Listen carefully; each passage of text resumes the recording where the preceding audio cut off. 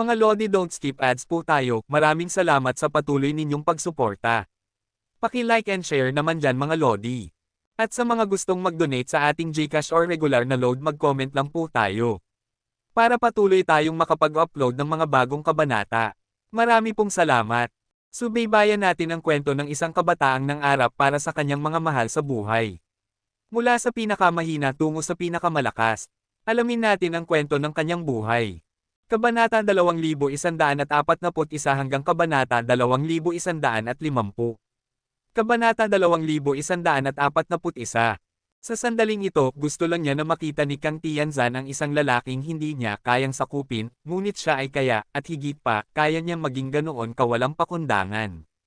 Kung si Kang Tianzan kaya, magagawa ba niya iyon?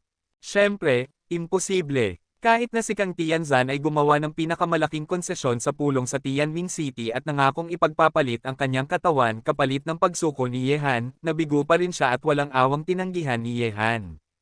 Habang nakatingin sa babae na mayabang ang ekspresyon, parang siya ay nakausad sa susunod na yugto, ang sulok ng labi ni Kang Tianzan ay bahagyang ngumiti, ngiti na hindi tunay, at marahang nagbitaw ng salita. Malandi, malandi. Ang salitang ito ay ikinagulat ng lahat, pati na rin ni Ye Han. Mahirap isipin na manggagaling ang salitang iyon mula mismo sa bibig ng pangunahing bida na si Kang Tianzan.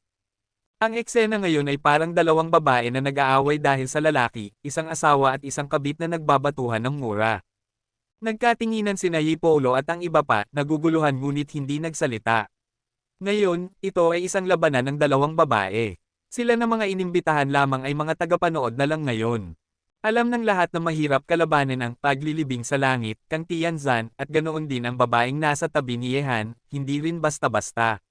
Mas mabuti na para sa mga tagalabas na huwag makialam sa labanan ng dalawang ito. Ngumisi si Zhou Banroo at nagsabi, "Naaalala ko, may isang tao na minsan ay gustong ipagpalit ang kanyang katawan kapalit ng pagsuko niya. Hindi ba iyon masasabing kalandiin?" Nakakatuwa. Zhou Prajna, tanda ko ang pangalang ito. Sana maging matigas ka pa rin kapag humarap ka sa akin sa susunod, malamig na tugon ni Kang Tianzan. Hindi na niya pinag-aksayahan pa ng oras si Zhou Prajna, ang sadya niya ngayon ay si Ye Han at ang iba pang mga henyo na narito. Agad niyang tiningnan si Ye Han at nagsabi, "Lalaki, ngayong nagdaos ka ng piging sa Watch Ink, balak mo bang magsama ng ilan pa na dadalhin sa impyerno kasama mo? Gusto kong makita kung sino dito ang may tapang." Pagkasabi nito, malamig niyang iginawi ang tingin kay Yi Polo, hari ng langit na Qing Yi, hari ng tubig at sa iba pa. May mapang-asar na ngiti sa kanyang labi at nagsabi, "Marami nga kayo dito ngayon. Pero tandaan, ang mundong Yaoguang ay labanan naming dalawa ng lalaking ito. Kung may ibang gustong makialam, kailangan muna nilang patunayan na kaya nilang makaalis ng buhay sa Yaoguang realm." Nang marinig ito, ang lahat ay nanahimik lamang, malamig ang ekspresyon. Nakangiting nagsalita si Ye Han. "Kang Tianberiel, pinapayagan mong lusubin ng iyong angkan ang iba't ibang puwersa ng lahi ng tao ng walang pakundangan, pero hindi mo pinapayagan ang iba na magsanib laban sa inyo." Agad na napakunot ang noo ni Yi Polo, hari ng langit na Qing Yi, hari ng tubig at iba pa. Muli na namang nilagay sila ni Ye Han sa alanganin. Wala pa ni isa sa kanila ang sumasang-ayon na makipagsanib kay Ye Han. Ngunit ngayong narinig iyon ni Kang Tianzan, baka isipin niyang nakipagsanib na sila kay Ye Han. Kahit na magpaliwanag pa sila, baka wala na ring silbi. Nasa kanila ang kasalanan dahil sila ang pumunta rito. At ngayong nandito na, anumang mangyari ay posible. Si Kang Tianzan na kilala sa pagiging palaban, siguradong iisipin niya ang pinakamasamang senaryo. Napangiti ng mapait ang hari ng tubig. Ang ginawa ni Ye Han ay hindi lang minsan silang inilagay sa bitag, kundi 2 beses sunod-sunod, hanggang sa wala na silang maipanlaban. Talagang tuso ang taong ito. Galit na bulong ni Wu Tianwang habang nakatitig kay Ye Han. Kaya ba, mayroong hindi natatakot mamatay at gustong makialam dito sa Yaoguang realm? Malamig na tingin muli ni Kang Tianzan kay Yi Polo at sa iba. "Kang Tianzan, maniniwala ka ba kung sasabihin naming ito'y isang palabas lamang na gawa-gawa?" Kalmadong tugon ng hari ng tubig. May mga ideya na silang nabubuo, ngunit wala pang malinaw na desisyon. "Maniniwala? Bakit hindi?" Tugon ni Kang Tianzan na may ngisi. Pagkatapos ay tumingin siya kay Ye Han at nagsabi, "Matindi ang lalaking ito. Totoo man o hindi, mahirap tukuyin. Pero siguro hindi niya ako lubos na kilala. Ako ang tipo ng taong pinuputol na agad ang panganib bago pa ito lumaki. Kahit na hindi kayo magsanib ngayon, wala ring kasiguraduhan na hindi ninyo gagawin iyon sa hinaharap. Nanlumo ang mga mukha ni na Hari ng Tubig at ng iba pa. Kang Tianzan, gusto mo bang atakihin kami rito sa Yaoguang Realm? Galit na tanong ni Haring Shire, malamig ang ekspresyon. Kahit may takot, hindi siya uurong lalo na't pinipilit silang apihin. Ano sa tingin mo? Mapanuyang tugon ni Kang Tianzan. Agad na nagpalakas ng aura sina Hari ng Tubig at iba pa. Kung aatakihin sila ni Kang Tianzan, hindi sila basta magpapapatay. Nandito sila para makita ang laban ni Kang Tianzan at Yehan, ang dalawang tanyag na halimaw ng mundo. Ano? Balak niyong makipaglaban? May karapatan ba kayo? Malamig na tanong ni Kang Tianzan habang nakatingin sa kanila ng may paghamak. Hindi ito kay abangan lang, sa listahan ng mga hari ng langit, tanging si Li Zhengdao lang ang medyo pinapansin niya. Ang iba, hindi niya pinapahalagahan.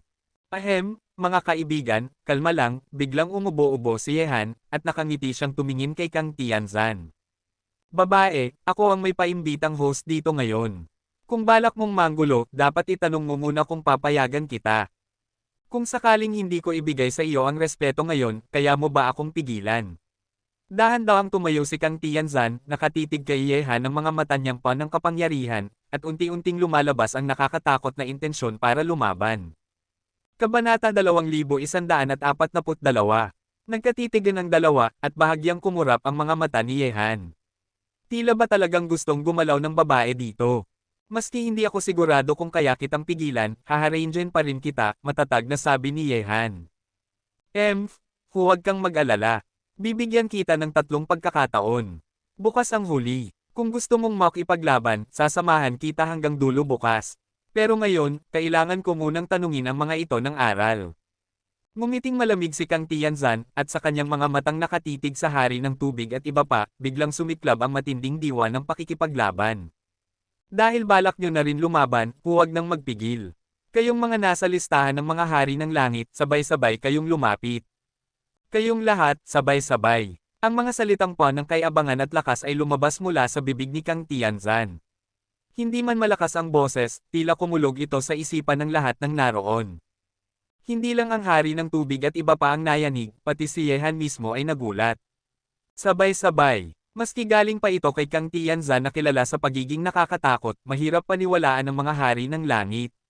Kilala na sila sa buong mundo at tinitingala ng maraming henyo. Pero ngayong iginiit ni Kang Tianzan na harapin silang 5 ng sabay, parang isang biro sa pandinig nila. Si banal na Hari Qinggai, na kanina patahimik, ay napalingon din. Ang babaeng ito mula sa angkangkang ay lalo pang nagiging mapangahas.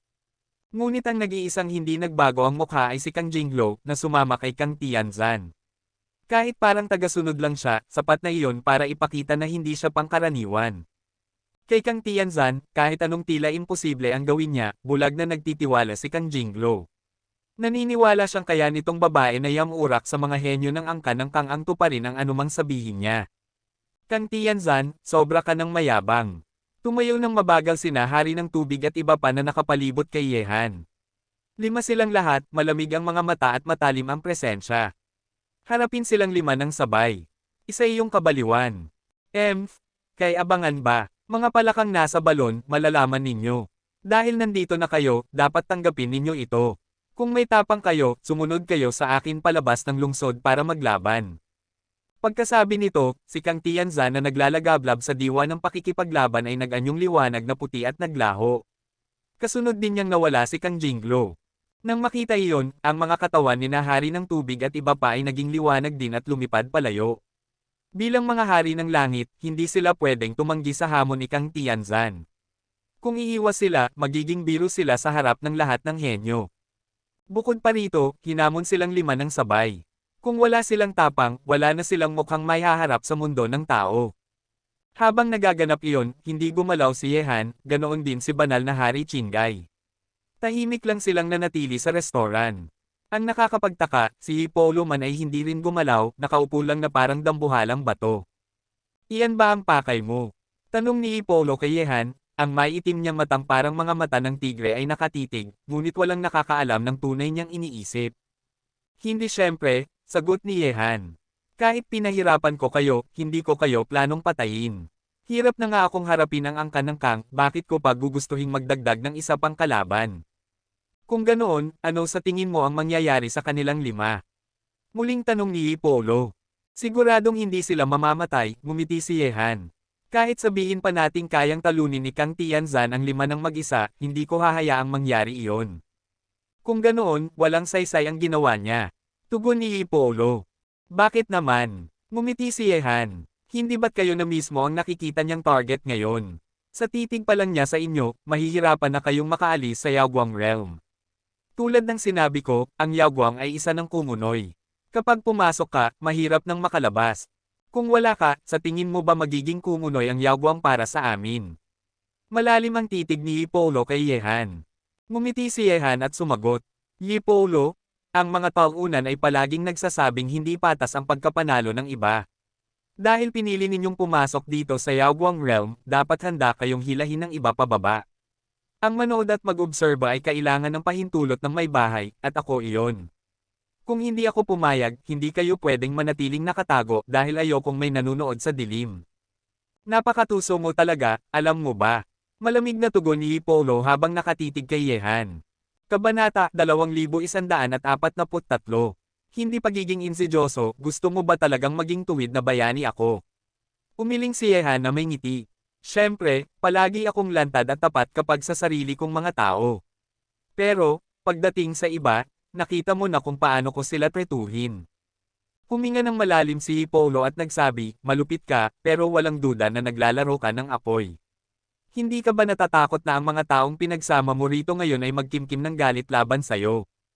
Totoo, kamumuhian nila ako. Pero sa tingin ko, mas kamumuhian nila si Kang Tian Beriel. Kung hindi dahil sa mga kilos mo, hindi sana dumating si Kang Tian Beriel. Sigurado ka ba talaga? Ngumiti si Yehan at hindi sumagot. Dahil dito, natahimik si Ipolo. Sabi ni Yehan, sige, ngayong wala ng ibang tao, Ipolo, sa tingin mo ba dapat na tayong mag-usap ng prangkahan?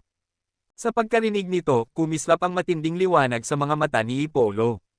Sa unay tahimik lamang siya, ngunit malinaw na ang batang ito na may matipunong katawan ay hindi lang malakas, kundi may pambihirang isipan.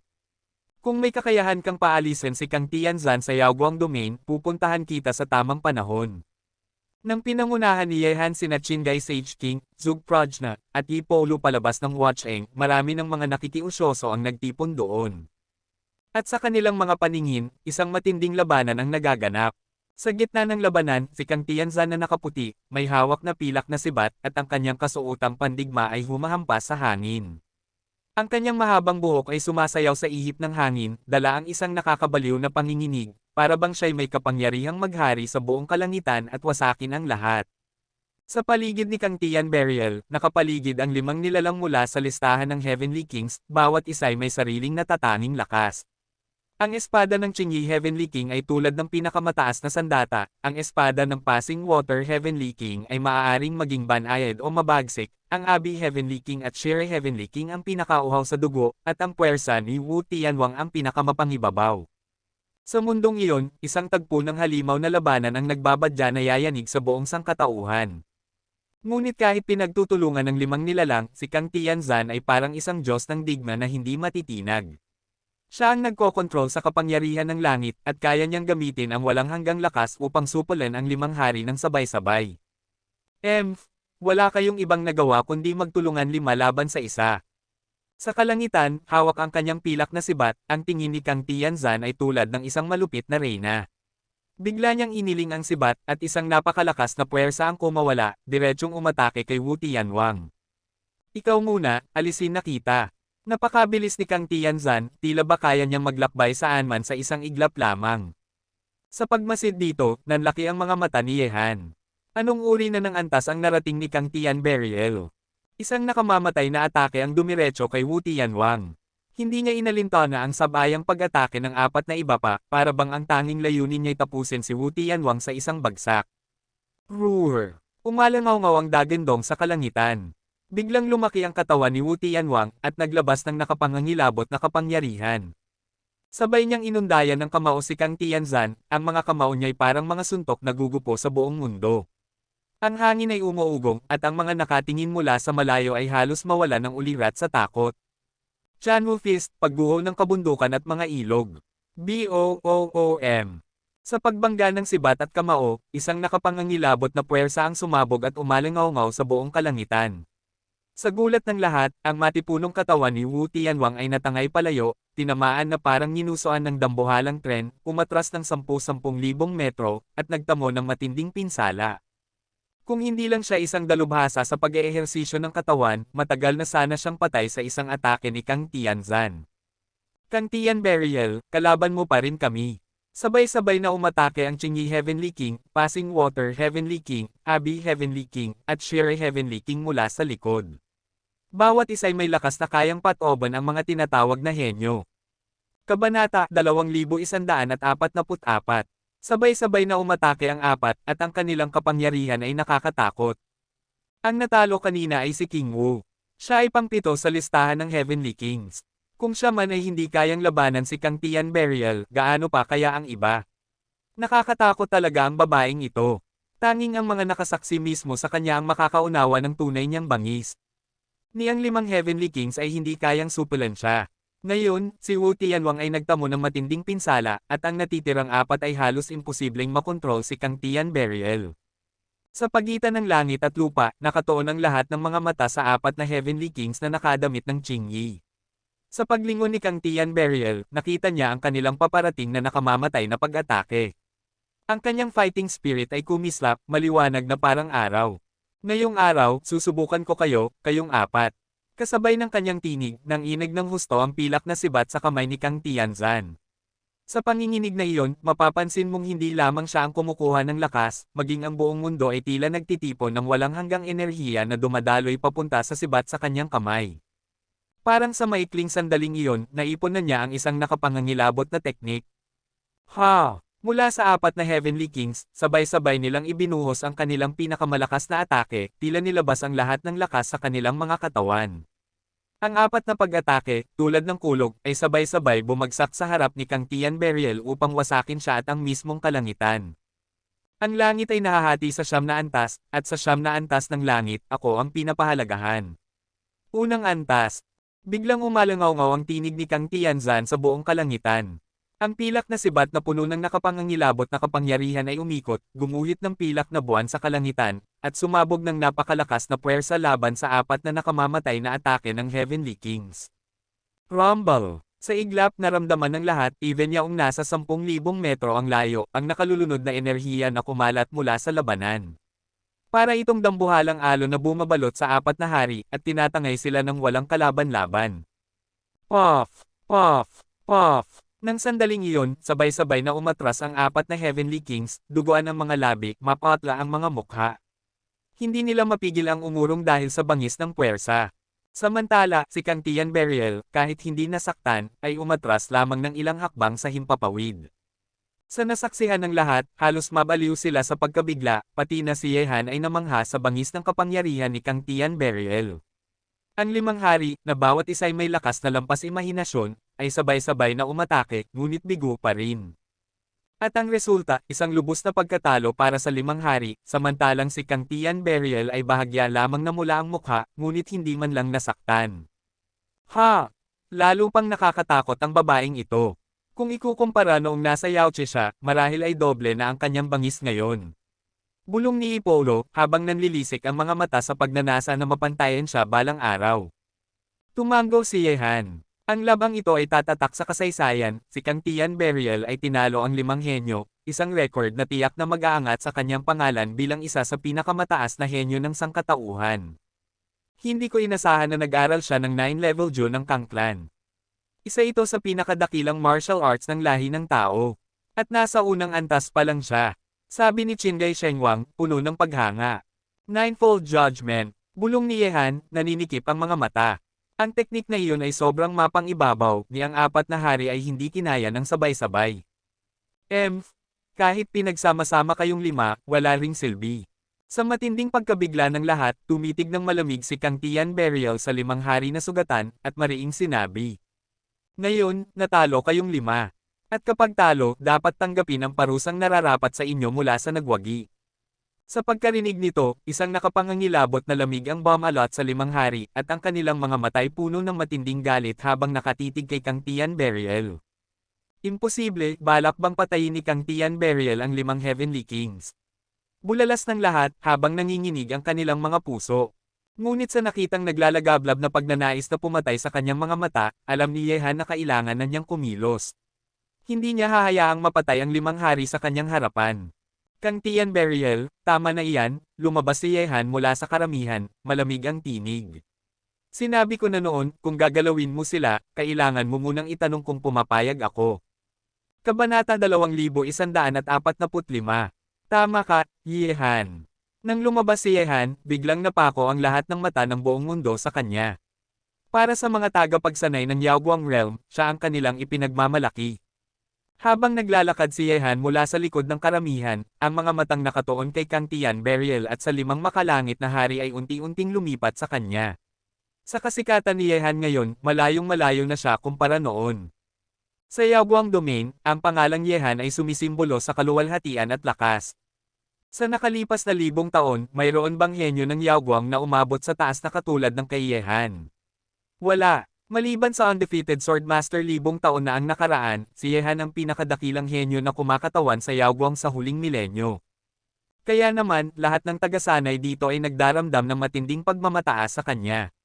Dahil sa kasikatan ni Yehan, sapat na upang ang pinakamahina sa 7 teritoryo ng lahi ng tao ay magkaroon ng dangal.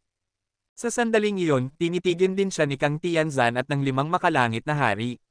Medyo inis ang mga hari kay Yehan sa pagkakasangkot niya laban sa kanila, ngunit hindi nila maitatanggi ang pagkatalo nila kay Kang Tianzan. Matindi ang kanilang pagsasanib puwersa, ngunit hindi nila ito naigupo. Kaya, wala silang maipipintes sa pagkatalo. Nanlamig ang mga mata ni Kang Tianzan na puno ng pagnanais na makipaglaban kay Yehan. May lumitaw na malupit na ngiti sa kanyang labi at nagsabi, "Lalaki, utol ka ba? Kung ako ang nagpasya, sa tingin mo ba kaya mo akong pigilan? Kahit kaya mo akong pigilan, ang pagpatay sa kanila ay isang salita lang mula sa akin." Pagkarinig nito, itinaas ni Yehan ang kanyang ulo at minasdan ang buong paligid. Alam niya na hindi lang si Kang Tianzan ang ipinadala ng Kang Clan sa Watch Eng. Siguradong may malalakas pang nakatagong bantay mula sa Kang Clan upang protektahan ang kanyang Celestial Burial. Kahit na hindi natatakot si Kang Tianzan sa mga taktika ni Yehan, imposible para sa Kang Clan na hayaang mag-isa lang siyang pumunta sa Wu City. Ang Wu City ngayon ay katumbas ng Tianming City na minsang pinuntahan ni Yehan, isang teritoryo na sakop niya. Nang marinig ng 5 makalangit na hari ang sinabi ni Kang Tianzan, kumislap ang lamig sa kanilang mga mata. Kung talagang nanaisin niyang patayin sila, wala silang magagawa. Pero papayag ba si Yehan na mangyari iyon?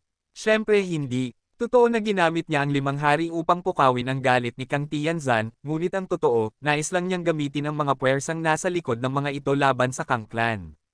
Kung mamamatay sila sa mga kamay ni Kang Tianzan ngayon, lahat ng plano ni Yehan ay mawawalan ng saysay, at pati siya ay magiging kaaway ng mga makapangyarihang puwersang iyon. Kaya't walang isa man sa 5 hari ang maaaring mamatay ngayon.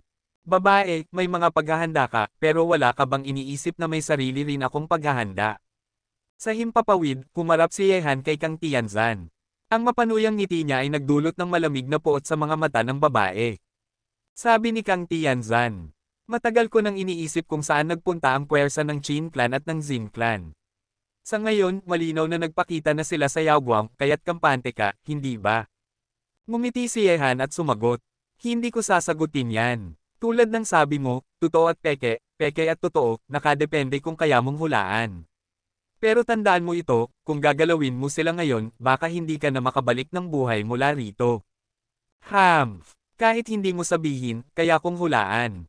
Ngayon, nasubukan ko na ang sikreto mong itinago, kaya hindi nasayang ang pagpunta ko rito." Pagkatapos, tumingin siya sa 5 hari. "Tungkol naman sa kanila, dahil tumayo ka para sa kanila, pagbibigyan kita ngayong huling beses. Hindi ngayon ang tamang oras para sa ating laban. Pero bukas, kung hindi ka susuko, sisirain kita, at kapag winasak na kita, saka ko sila papatayin." Hindi pa huli ang lahat. Kumislap ang malamig na liwanag sa mga mata ni Yehan. Napakalupit ng babaeng ito, hindi niya intensyon na patayin ang mga hari ngayon. Ginamit lang niya ang lahat ng ito upang pilitin si Yehan na lumantad at tuklasin kung may nakatagong puwersa siya sa Yaoguang. At nakamit niya ang layunin niya. Kahit hindi diretsong umamin si Yehan, sapat na ang kanyang talino upang mahulaan ang kasangkot ng Qin Clan at Xin Clan. Ngayon, kahit 80% lang ang katiyakan niya, sapat na iyon para kay Kang Tianzan. Ngunit, si Yehan ay hindi na rin magtatago. Dahil ang tunay na labanan nila ay magsisimula na bukas. Matatalino ka nga, pero baka ikaw mismo ang madapa sa sarili mong bitag. Ngumiti si Yehan. Kung sisirain mo ako, tingnan natin kung may pagkakataon ka pa. Tumawa ng malamig si Kang Tianzan. Kung hindi ka susuko, hindi mo na makokontrol ang iyong kapalaran. Bukas, magsisimula ang ating unang labanan, at baka iyon na rin ang huli. Sana'y magbigay ka ng sorpresa, dahil inaabangan ko ang labang iyon. Sumagot si Yehan. Ngayong tinalo mo ang 5 makalangit na hari, inaasahan ko rin ang laban mo bukas. Mas mabuti kung mapanatili mo ang pagiging una sa listahan ng Heavenly Venerables. Sa pakikinig ng lahat sa usapan nila, nagulat ang buong mundo. Alam na nila ngayon, bukas, ang Tianlong at ang Kang Clan ay magsasagupa sa Yaoguang Realm. Noong nakaraan, hindi lumabas si Kang Tianzan. Ngunit ngayon, itinakda na niya ang deadline kay Yehan para sumuko. Kung matatalo siya bukas at hindi susuko, mawawala si Yehan at ang Tianlong sa entablado ng lahi ng tao. Ngunit magiging laban ba ito ng pagbabalik ni Yehan? O si Kang Tianzan ang maghahari sa lahat? Wala pang makapaghuhula, ngunit isang bagay ang sigurado, ang laban bukas ay magiging kasaysayan. Kabanata 2146. May kumikislap na liwanag sa mga mata ng 5 haring makalangit sa sandaling iyon, at ang mga tingin nilang nakatuon kay Yehan ay mahirap basahin kung ano ang nasa isip nila. Ang unang pwesto sa listahan ng Chansen, kung nais mo, maaari mong kunin, ngunit nakasalalay lahat sa iyong lakas. Malamig na tugon ni Kang Chansen at nagpatuloy. Tandaan mo, lalaki, isa lang ang araw na natitira sa'yo. Hindi ko malilimutan, bukas, hihintayin kita sa dati nating tagpuan. Sagot ni Yehan na hindi nagbago ang ekspresyon. Maganda. At kayo namang iba, kung manggahas kayong lisanin ang Yaoguang Realm bago matapos ang laban namin, hindi ninyo kakayanin ang galit ko. Pagkasabi nito, pumaypay si Kang Chansen ng manggas ng kanyang puting kasuotan, at lumipad palayo na may dalang mapanupol na aura. Kahit sa kanyang pag-alis, dala niya ang matatag at mabangis na presensya. Sa susunod na sandali, napapikit si Yehan habang nakatingin sa direksyong nilisan niya. Bukas, magsisimula ang tiyakang laban ng Tianlong at ng Kang Clan, isang digmaang hindi maiiwasan. Ngunit sino ang mananalo? Maliban sa tiwala ni Kang Chansen na siya ang mananaig, si Yehan mismo ay hindi ganap na sigurado, maliban na lamang kung nakapaghanda na si Xiang Moxie, at nagtagumpay na mapasok ng kapangyarihan ng Tianshu Region, Soul Clan, at Zun Clan ang Yuhing Region upang pigilan ang lakas ng Kang Clan. Kung mangyayari iyon, mas malaki ang pagkakataon na matalo si Kang Chansen, at kung maaari, nais pa nga ni Yehan na gawing bihag si Kang Chansen dahil sa napakalaking kahalagahan nito sa Kang Clan. Kapag nagtagumpay siyang bihagin si Kang Chansen, kahit pa napakalakas ng buong Kang Clan, mapipilitin pa rin silang mag-ingat laban kay Yehan. Ngunit syempre, lahat ng ito ay mga plano lamang, hanggat hindi sumasang-ayon ang tadhana, mananatili lamang silang mga ilusyon. Kung magugulat siya bukas o hindi, nakasalalay iyon kay Xiang Moxie. Unti-unting iminulat ni Yehan ang kanyang mga mata habang bahagyang ngumiti. Sa puntong ito, kahit nakaharap na siya kay Kang Chansen, wala na siyang nadaramang mabigat na presyon tulad ng dati. Kahit nakita niyang tinalo nito ang 5 haring makalangit ng Minsanan at ipinakita ang kakilakilabot na lakas, handa pa rin siyang subukan.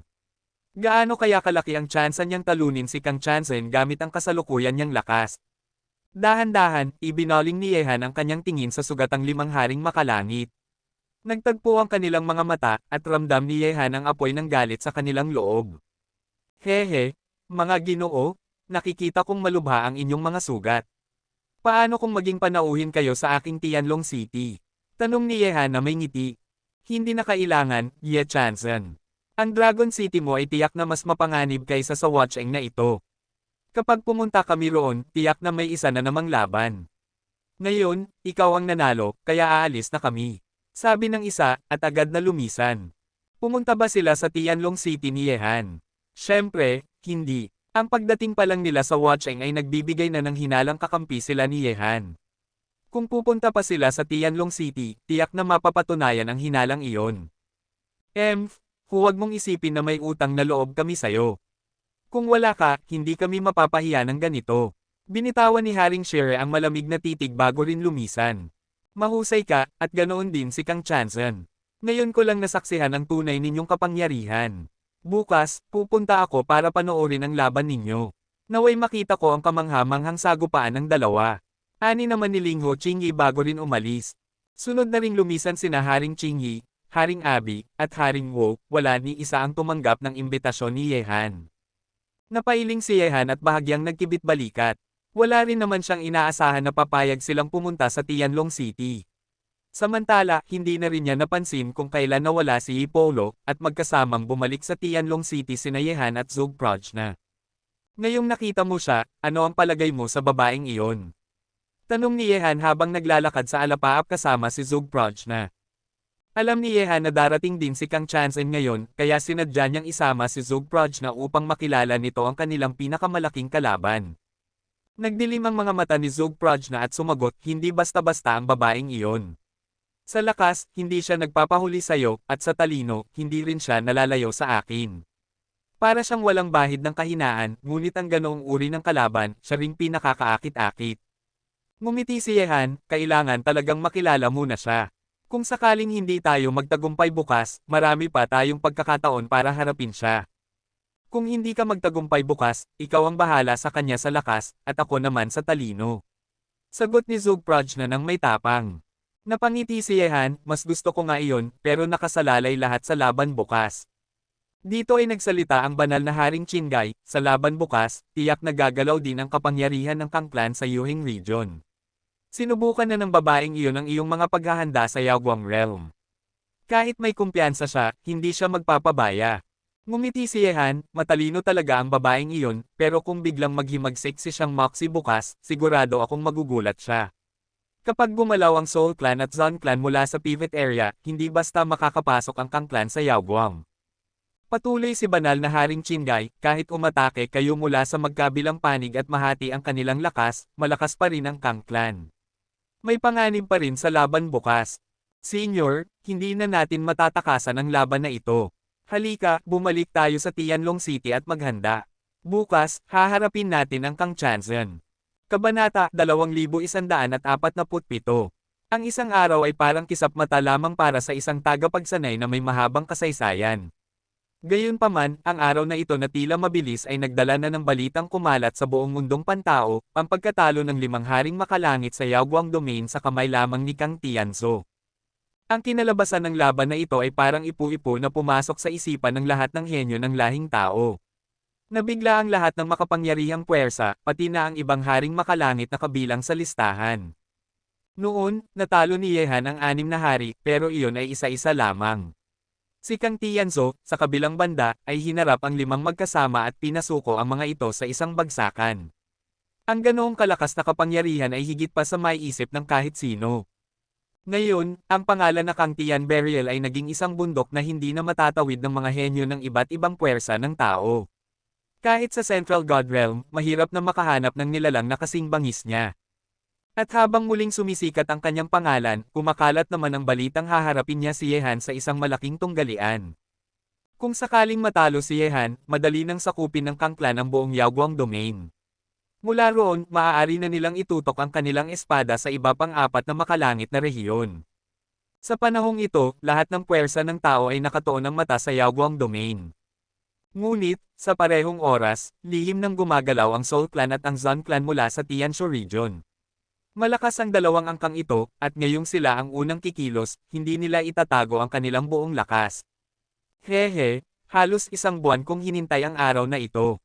Sa wakas, narito na. Ang ikatlong kapatid ay nasa Yaoguang upang harapin si Kang Tian Burial. Li Zhengdao, panahon na para tayong dalawa ay pumunta sa Tianshu region.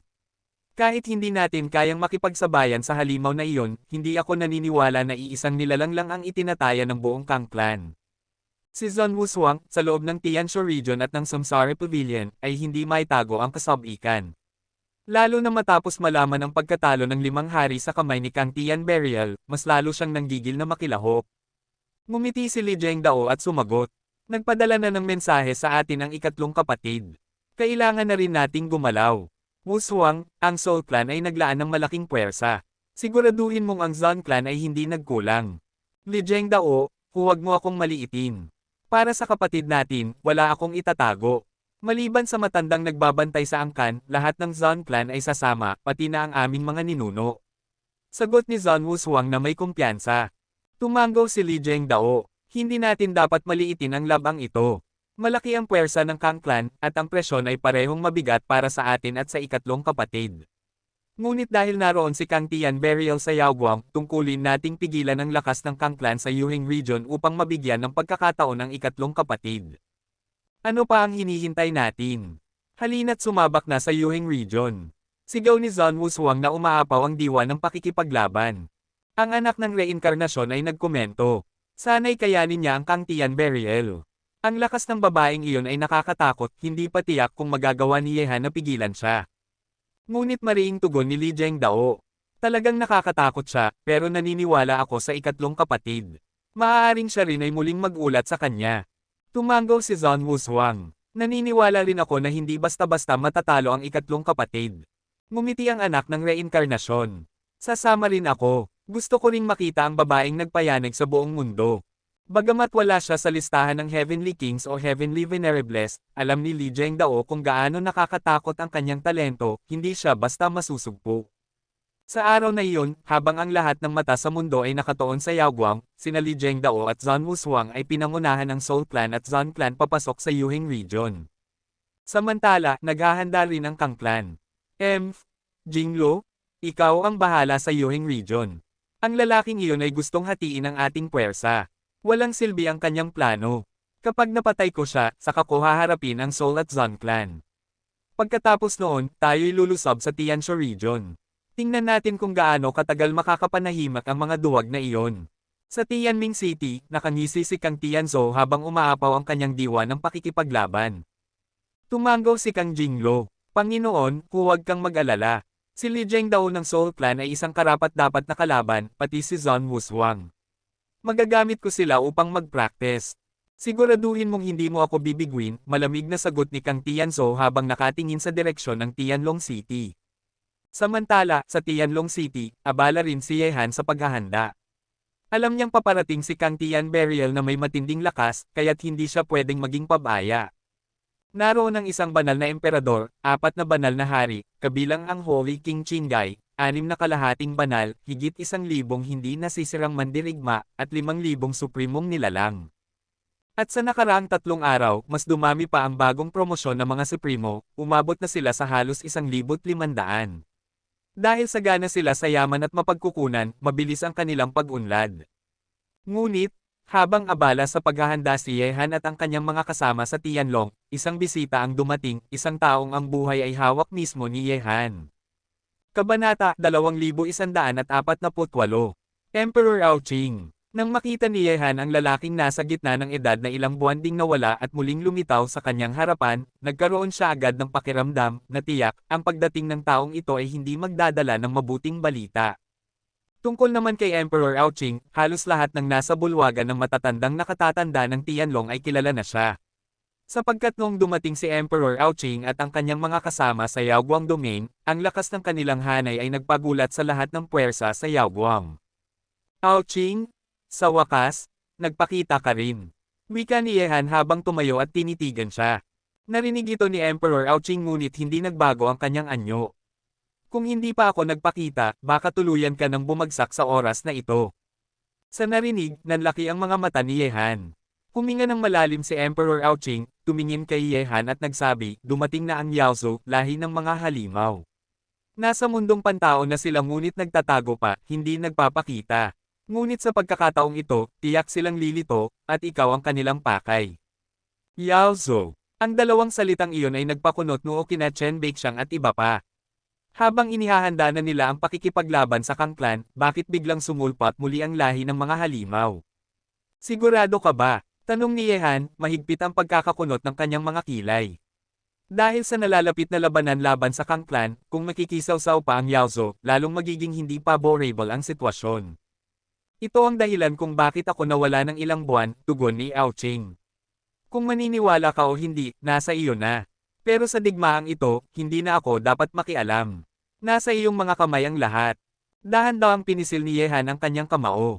Malamig ang kanyang tinig, ano man ang mangyari, ang laban sa Kang Clan ay hindi na maiiwasan. At kung darating ang Yaozu, wala tayong ibang pagpipilian kundi lumaban. Lumaban. Matindi ang bigat ng apat na salitang iyon. Hindi maaaring baliwalain ang kapangyarihan ng Yaozo, lalo na't kalaban pa nila ang makapangyarihang Tang Clan. Noong nakaraang pagdating ng Yaozo, ipinadala nila si Emperor Aoqing at iba pa, tila upang tuklasin kung totoong isinilang na nga ang Yaosheng clan sa Yaoguang. Ngunit upang hindi mapansin ng lahi ng tao, hindi ganoon kalakas ang puwersa ng ipinadala nila. Ngunit kung muling papasok ngayon ang Yaozo, tiyak na mas malakas na ang iPad adala nila, lalo na't halos naubos ang kanilang puwersa noong huli maliban kay Aoqing. Hindi na nila hahayaang maulit iyon, tiyak, ang susunod nilang pagkilos ay magiging makapangyarihan at walang kapantay. Sekta Master, kung totoong ang bababa ang Yaozo dito sa Yaoguang, baka, hindi na tinapos ni Chen Beiqiang ang kanyang sasabihin, ngunit batid ng lahat ang ibig niyang ipahiwatig. Lahat sila ay napatingin kay Yehan. Ang dala ni Emperor Aoqing na balita ay nagdulot ng bigat sa paghahanda nila laban sa Kang Clan. Huminga ng malalim si Yehan at nagsabi, ako na ang bahala rito. Ang labanan laban sa Kang Clan ay nakatakda na, wala nang atrasan. Bukas, darating ng maramihan ang puwersa ng Kang Clan. Kahit iwasan natin ang laban, pansamantalang solusyon lamang iyon. Maliban na lamang kung bukas, sa ating pagtutuos, magwagi tayo bago pa lumitaw ang Yaozo. Hindi na natin ito matatakasan, kailangan natin itong salubungin. Buong mundo ang nakatingin sa pagitan ng Tianlong at ng Kang Clan. Sa narinig, ang bigat sa mukha ni na Chen Beiqiang ay napalitan ng ningas ng apoy na handang sumabog, handa silang lumaban hanggang sa huling sandali. Muli, tinanong ni Yehan si Emperor Aoqing, Aoqing, gaano kalakas ang ipadadalang puwersa ng Yaozo sa pagkakataong ito? Umiling si Aoqing, hindi ko alam ng tiyak, ngunit narinig ko na ang darating ay mula mismo sa aking lahing Jiaolong. Bagamat galing lamang sa mga maliit na halimaw ang impormasyong ito, malaki ang posibilidad na totoo. Kung gayon, lalo kang malalagay sa alanganin. Ibig mong sabihin, hindi ka pa direktang nakipag-ugnayan sa kanila. Tanong ni Yehan. Oo, sagot ni Aoqing. Noong una, halos lahat ng puwersa ng Yaozo maliban sa akin ay pinatay ninyo. Kaya, hindi na sila nagtitiwala sa akin. Kapag lumapit ako, baka ako rin ay mapahamak. Kaya't hindi ako nagpakita, pero may mga maliit na halimaw sa mundong pantao na nakarinig ng kanilang plano. Kapag nakikipaglaban ka sa Kang Clan, iyon ang oras na ikaw ay pinakamadaling atakihin. Gagawin nila ang lahat upang patayin o kahit man lang bihagan ka, upang pilitin kang ibunyag ang kinaroroonan ng mga Demon Saints. Balak nilang samantalahin ang sitwasyon. Napakagandang ilusyon. Malamig na wika ni Yehan. Ngunit bago nila magawa iyon, kailangan muna nilang itanong kung papayag ba ako. Sa narinig, kumislap ang mga mata ni Aoqing. Bagamat napilitang pumirma siya ng kontratang pang-amo, alipin kay Yehan, ngayon ay buo na ang kanyang panig dito. Alam niyang hawak ni Yehan ang sagradong hayop na Suzaku, ngunit hanggang ngayon, hindi pa niya nakikita ito ng personal. Tungkol naman sa tatlo pang sagradong hayop, wala siyang ideya kung nasaan ang mga iyon. Kabanata 2149. Huminga ng malalim si Emperador Aoqing, tumingin kay Yehan at nagsabi. Umaasa akong mabuhay ka, pero kung mamatay ka, ibig sabihin pati kapalaran ko ay nakatakdang mamatay. Magkasama tayo sa iisang bangka. Huwag kang mag-alala, hindi ko iniisip na may masama kang balak, at isa pa, hindi mo rin naman kayang gawin iyon. Malamig na tumingin si Yehan kay Emperador Aoqing at nagsabi. Salamat sa pagdating mo upang sabihin ang tungkol sa lahing halimaw. Kahit walang tsansa na manalo, sisiguraduhin kong may iligtas ko ang aking buhay. Ang pagkatalo ay hindi nakakatakot, ngunit kung mawala ang buhay ko, iyon ang tunay na walang hanggang pagkabigo. Ngayon, napakadelikado ng sitwasyon mo. Kahit hindi ko alam ang alitan mo sa Yaozo, higit 70% ang tiyansa ng pagkatalo mo ngayon. Seryosong wika ng banal na hari na si Qinghai. Nagningning ang nakakatakot na liwanag sa mga mata ni Yehan, at nagsabi. Matanda, kahit matalo ako, tatanggapin ko iyon. Makukumbansi akong talo ako laban sa pinagsamang puwersa ng Kang Clan at Yao Clan. Pero hanggat hindi pa ito ang katapusan, hinding-hindi ako basta susuko. Gusto ng Yaozo na matagpuan ang lahi ng Yaosheng. Ngayon, hahayaan kong matupad nila ang kanilang nais. Nang marinig ito, nagiba ang tingin ng banal na hari na si Qinghai. Ang salitang Yaoshengzo ay nagmula pa sa sinaunang panahon. May mga alamat na ang lahi ng mga banal na halimaw ay tuluyan ng naglaho sa kasaysayan, at may ilan ding nagsasabing nagtago sila. Ngunit alinman sa mga iyon, noong kasagsagan ng kapangyarihan ng lahi ng Yaosheng, walang sinumang malakas mula sa apat na pangunahing lahi ang naglakas loob na maliitin sila. Ang lahing ito na minsang nagdala ng rongyaw at kadakilaan sa mga halimaw ay simbolo ng sukdulang kapangyarihan. Si Yehan ba talaga ay may hindi matitinag na kaugnayan sa sinaunang lahing ito? Walang nakakaalam, maliban sa mga tao mula sa mundong Chino. Sa mundo ng Xuanman, sa mga bundok kung saan naninirahan ang banal na halimaw na puting tigre, dumating si Yehan. Sapagkat nagpakita na ang mga halimaw, napilitan siyang makipag-usap sa apat na banal na halimaw. Bata, dama kong may malaking gulo ka ngayon, at hindi ito maliit na problema. Idinilat ng nakahigang puting tigre ang kanyang mga mata at tiningnan si Yehan. Kaibigan, tama ang hinala mo. Bumalik ang Yaozo, at para sila sa akin, hindi, para sila sa inyo, lahi ng mga banal na halimaw. Malalim na huminga si Yehan. Hehe, alam kong darating din ang araw na ito. Bata, sapat na ang nagawa mo para sa aming lahi. Ngayon, kami na mismo ang haharap sa kanila. Maaga nga lang kaming lilito, pero kapag nagpakita na kami, hindi na basta makakagalaw laban sa iyo ang mga halimaw.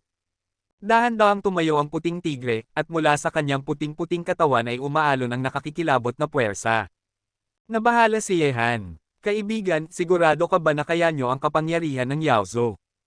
Bagamat hindi pa kami nakababalik sa tugatog ng aming kapangyarihan, kung hindi ang pinakamalakas sa kanila ang darating, siguradong sila ang mamamatay.